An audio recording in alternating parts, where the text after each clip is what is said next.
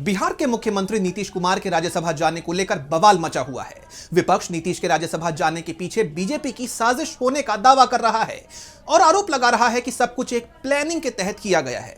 बिहार के नेता प्रतिपक्ष तेजस्वी यादव ने बीजेपी को घेरते हुए आरोप लगाया है कि नीतीश कुमार के जाने से बीजेपी के मन में लड्डू फूटने लगे हैं, लेकिन जनता बीजेपी को पहचान गई है।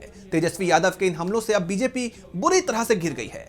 तो क्या है पूरी खबर, देखेंगे इस रिपोर्ट में। बिहार की सियासत में बवाल मचा हुआ है। मुख्यमंत्री नीतीश कुमार के राज्यसभा जाने पर बीजेपी बुरी तरह घिरी हुई है।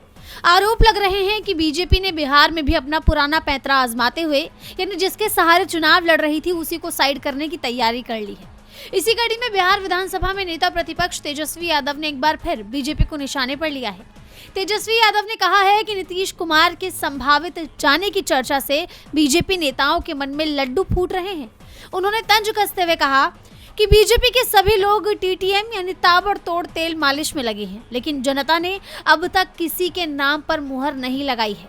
तेजस्वी ने हमला बोलते हुए आगे कहा कि ऐसा पहली बार देखा है जब किसी के इस्तीफा देने से पहले ही उनका इस्तीफा कंफर्म मान लिया गया हो। तेजस्वी ने कहा, देश में शायद ही ऐसा कहीं देखा गया हो कि इस्तीफा नहीं हुआ, लेकिन अधिकारी पहले ही मान ले।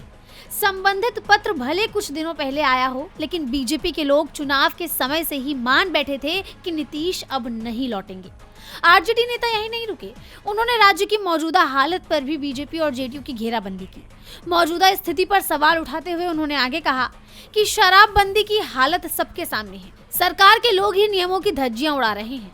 काम की बजाय विपक्ष को कोसना ही इनका काम है। चुनाव जीतने के बाद सरकार में घमंड बढ़ गया है, लेकिन जमीनी स्तर पर काम नजर नहीं आता।